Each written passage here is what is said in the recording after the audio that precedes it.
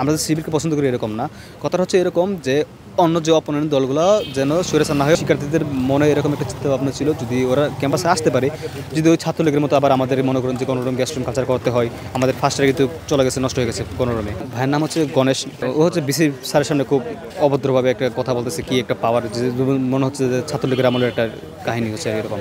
আসলে ছাত্র দলের বরাবরের কারণটা হচ্ছে, আসলে আমরা যদি ডাকসু নির্বাচনের প্রথম দিকে দেখি হচ্ছে শিবির এবং ছাত্রদল দুজনেই মানে ক্যাম্পাসে আসলে এই দুইটা দলকে মানে অন্যান্য প্রার্থী ছিল, এই দুইটা দল হচ্ছে সবচেয়ে বড় দল এবং জনপ্রিয়তা খুব বেশি ছিল। এর মধ্যে হচ্ছে ছাত্রদল আমরা দেখেছি যে 5ই আগস্টের পরে বাংলাদেশে বিভিন্ন জায়গায় এই যেমন চাঁদাবাজি বিভিন্ন, আমরা এখন তো আগের মতো মিডিয়া এভাবে দেখতে হয় না যে ঘরে টিভি আছে, টিভি দেখলে খবর আসে না, তো মিডিয়ার জগৎ ফেসবুকে ঢুকলে বিভিন্ন ধরনের অপকর্ম সুকর্ম সব কিছু আসে। তো ওরা অনেক জায়গায় হচ্ছে দেখা গেছে যে বিভিন্ন জায়গায় চাঁদাবাজি রুটরা সেই সে হ্যান মার পারিবারিক ঝামেলা হচ্ছে, আমলি তাদেরকে শোষণ করছে, যার কারণে ওরা ওদের ফ্যামিলিকে অত্যাচারে এই সেই হ্যান মামলা টামলা এগুলো আছে।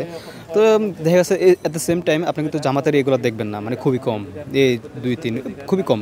তো এই জায়গায় দেখা গেছে যে যদি আমরা ইভেন একটা কালকা জিনিস দেখতে পাচ্ছি যে দেখেন এই যে যে ভাইয়ের নাম হচ্ছে গণেশ, পুরো নাম মনে নেই, এই যে হ্যাঁ ও হচ্ছে বিসি স্যারের সামনে খুব অভদ্রভাবে একটা কথা বলতেছে, কি একটা পাওয়ার, যে মনে হচ্ছে যে ছাত্রলীগের আমলের একটা কাহিনী হচ্ছে এরকম। তো যদি ওরা ক্যাম্পাসে আসতে পারতো, আমাদের সাধারণ শিক্ষার্থীদের মনে এরকম একটা চিন্তা ভাবনা ছিল যদি ওরা ক্যাম্পাসে আসতে পারে, যদি ওই ছাত্রলীগের মতো আবার আমাদের মনে করেন যে কোনোরকম গ্যাস্ট্রুম কালচার করতে হয়। আমাদের ফার্স্ট ইয়ার কিন্তু চলে গেছে, নষ্ট হয়ে গেছে কোনোরকমে। ওইটা আসলে ওরা ইস্তাহারে কিন্তু বলছে কোনোরকম প্রথা থাকবে না, হ্যান ত্যান এসে, কিন্তু আসলে আমরা কী করবো?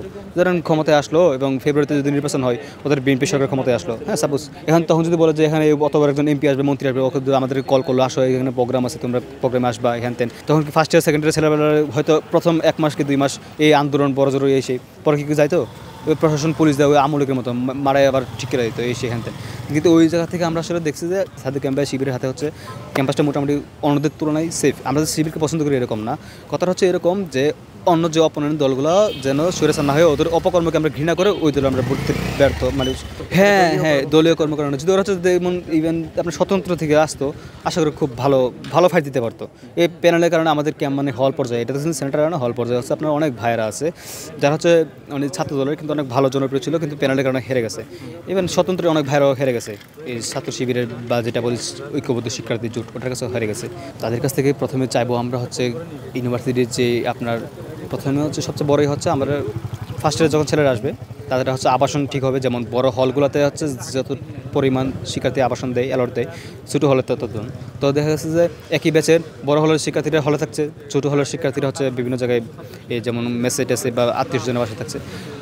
আমি বলবো যে এটা করে যে ছোটো হলে যে যতটুকু ধারণ ক্ষমতা অতটুকু দেখ, বড় হলে হচ্ছে ধারণ ক্ষমতা যতটুকু যেতে বেশি ওটাতে বাড়াই দেখ, যাতে একটা মানে মিক্সিং থাকে, যাতে সবাই সিট পায়।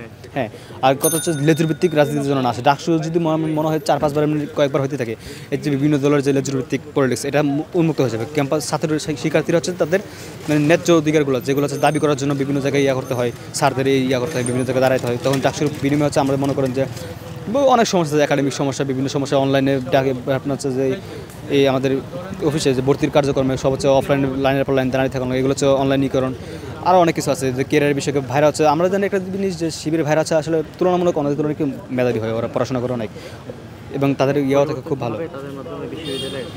অবশ্যই আমরা খুব সহজে তাদের কাছ থেকে পরামর্শ নিতে পারবো, ভাই কেন কী করবো, আশা করি ওরা গাইড করবে আমাদের ইনশাআল্লাহ।